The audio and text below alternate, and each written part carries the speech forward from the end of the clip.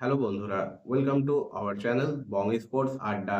আজকের এই ভিডিওটা শুরু করব সর্বভারতীয় ফুটবল ফেডারেশনের আপডেট দিয়ে। যে সর্বভারতীয় ফুটবল ফেডারেশন এবং অপেশাদারিত্ব সমার্থক শব্দ। সর্বভারতীয় ফুটবল ফেডারেশন কালকে কিন্তু দিল্লি এফসিকে জানিয়ে দিয়েছে, হ্যাঁ, সেই দিল্লি এফসি যারা আই লিগের দল, তাদের কিন্তু আই লিগ থেকে অবনমন হচ্ছে এবং তারা নেমে যাচ্ছে আই লিগ 2-এ। লাস্ট সেশন তারা কিন্তু আই লিগে একেবারে শেষ করেছিল এবং তাই তাদের অবনমন হচ্ছে, যেহেতু আই লিগে কিন্তু অবনমন চালু রয়েছে। এবং এই যে ডিসিশন, সেই ডিসিশন মেকিং করতে গিয়ে সর্বভারতীয় ফুটবল ফেডারেশন প্রায় 1 থেকে 1.5 বছর সময় নিয়ে নিল। এবং সর্বভারতীয় ফুটবল ফেডারেশন আই লিগকে কেন্দ্র করে যে লাস্ট সেশন একটা নাটক তারা সৃষ্টি করেছিল, সেটা কিন্তু এখনো তাদের চলছে এবং তাদের অপেশাদারিত্বের এটা কিন্তু চরম নিদর্শন। প্রতি মুহূর্তে আমরা কিন্তু জানি যে সর্বভারতীয় ফুটবল ফেডারেশন এইভাবেই কিন্তু ভারতীয় ফুটবলের ভবিষ্যৎকে অন্ধকারের দিকে ঠেলে দিচ্ছে।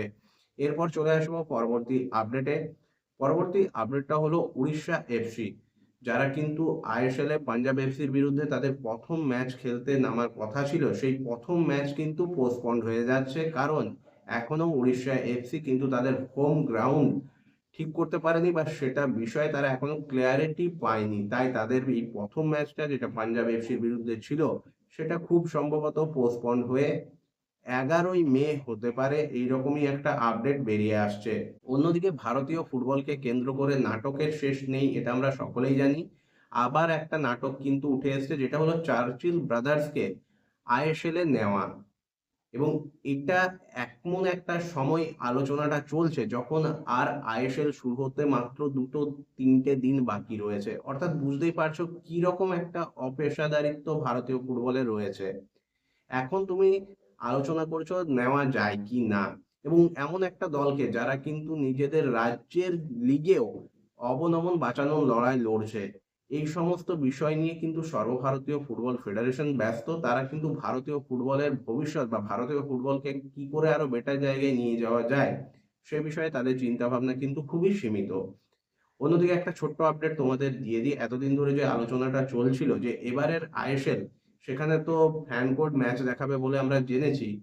টিভিতে আমরা কোথায় ম্যাচ দেখতে পাবো? তবে এই মুহূর্তে যে আপডেট রয়েছে তাতে কিন্তু প্রায় চূড়ান্ত ধরতে পারে যে সোনি স্পোর্টস নেটওয়ার্কে আমরা আইএসএল এর ম্যাচগুলো দেখতে পাবো।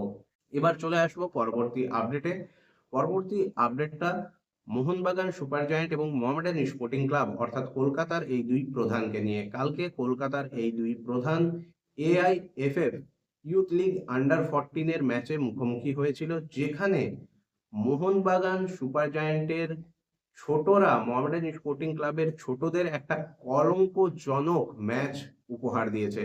এটা মোহামেডানের ইতিহাসে একটা অন্যতম কলঙ্কজনক ম্যাচ বা অন্ধকারময় ম্যাচ হয়ে থাকবে, যেখানে মোহামেডান স্পোর্টিং ক্লাবের ছোটরা আত্মসমর্পণ করেছে বললে ভুল করা হবে। তাদের দেখে মনে হয়েছে, কালকের ম্যাচের স্কোর শিট দেখে, যে এই ম্যাচটাই তারা চাইছিল যত জলদি ম্যাচটা শেষ হয়। 23টা গোল দিয়েছে মোহামেডান স্পোর্টিং ক্লাবকে মোহনবাগান সুপার জায়ান্ট, যা কিন্তু মোহামেডান স্পোর্টিং ক্লাবের জন্য একটা অশনি সংকেত। বিভিন্ন বয়স ভিত্তিক টুর্নামেন্টে আমরা কিন্তু দেখতে পাচ্ছি মোহামেডান স্পোর্টিং ক্লাব বিপক্ষ দলগুলোর কাছে বড় ব্যবধানে গোল খেয়ে ম্যাচ হারছে। এটা কিন্তু মোহামেডানকে দেখতে হবে, কারণ ইউথ লেভেলেই একটা টিমের, একটা দলের কিন্তু ভবিষ্যৎ। তাই সেই ভবিষ্যৎকে সিকিউর করতে গেলে এখনই কিন্তু কোথায় খুঁত রয়েছে, কোথায় ভুল হচ্ছে, সেই সমস্ত বিষয়গুলো বেছে নিয়ে পুরো বিষয়টাকে ঠিক করার দায়িত্ব কিন্তু ক্লাব কর্মকর্তাদের, এবং এটা তারা যত জলদি শুরু করবেন ততই মঙ্গল।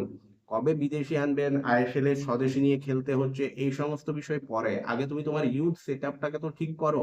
সেখানে তোমার যা অবস্থা, যে কোনো দল আসছে গোলের মালা পরাচ্ছে আর যাচ্ছে।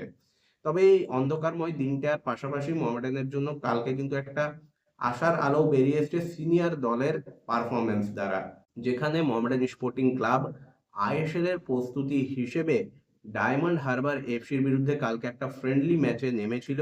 দুটো দলেই কিন্তু স্বদেশী স্কোয়াড নিয়ে নেমেছিল। ডায়মন্ড হারবার এফসি কিন্তু যথেষ্ট শক্তিশালী দল, তাদের বিরুদ্ধেই কালকের ম্যাচে কিন্তু জয় তুলে নিয়েছে সাদা কালো ব্রিগেড।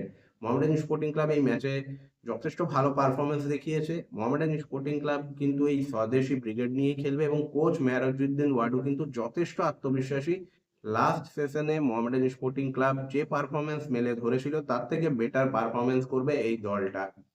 হ্যাঁ, অন্য দলগুলো বিদেশি প্লেয়ার নিয়ে খেলবে, কিছুটা হলেও তারা এগিয়ে রয়েছে, তাদের প্রি সিজনও হয়তো কিছুটা আগে শুরু হয়েছে। তবে মোহামেডান কিন্তু সীমিত ক্ষমতা নিয়েও চমক দিতে প্রস্তুত। এবার এখন দেখার মোহামেডান সত্যিই চমক দিতে পারে নাকি আবার অন্ধকারে তলিয়ে যায় কলকাতার এই তৃতীয় প্রধান। এরপর চলে আসবো পরবর্তী যে আপডেট বা আজকের ভিডিওর শেষ আপডেট, সেটা হলো আইএসএল এ মোহামেডান স্পোর্টিং ক্লাবের ফিকচার। তোমাদেরকে একটা টেন্টেটিভ ফিকচার কিন্তু আমি বলেছিলাম, সেখান থেকে কিন্তু একটা ম্যাচ কিন্তু চেঞ্জ হয়েছে মোহামেডান স্পোর্টিং ক্লাবের, এবং সেই ফিকচারটাই এবার তোমাদের সামনে আমি তুলে ধরবো। মোহামেডান স্পোর্টিং ক্লাব কিন্তু তাদের প্রথম ম্যাচ যে খেলছে 15 তারিখ, সেটা নিশ্চিত। একে একে তোমাদের সামনে মোহামেডান স্পোর্টিং ক্লাবের যে ফিকচার রয়েছে এবারের আইএসএল এ সেটা তুলে ধরছি। মোহামেডান স্পোর্টিং ক্লাব তাদের আইএসএল অভিযান শুরু করছে 15 তারিখ জামশেদপুর এফসির বিরুদ্ধে ম্যাচ দিয়ে। ম্যাচটা হবে বিকেল 5টা থেকে। এরপর মোহামেডান স্পোর্টিং ক্লাবের ম্যাচ রয়েছে 20 তারিখ, যেখানে তাদের প্রতিপক্ষ এফসি গোয়া। ম্যাচ হবে 7:30টা থেকে। এরপর রয়েছে কলকাতা ডার্বি, যেখানে মোহামেডান স্পোর্টিং ক্লাবের প্রতিপক্ষ মোহনবাগান সুপার জায়ান্ট। 28 তারিখ এই ম্যাচটা হবে, এবং এই ম্যাচটাও হবে সন্ধ্যে 7:30টা থেকে। এরপর মোহামেডান স্পোর্টিং ক্লাবের ম্যাচ রয়েছে বেঙ্গালুরু এফসির বিরুদ্ধে বিকেল 5টা থেকে। এই ম্যাচটা হবে 7ই মার্চ।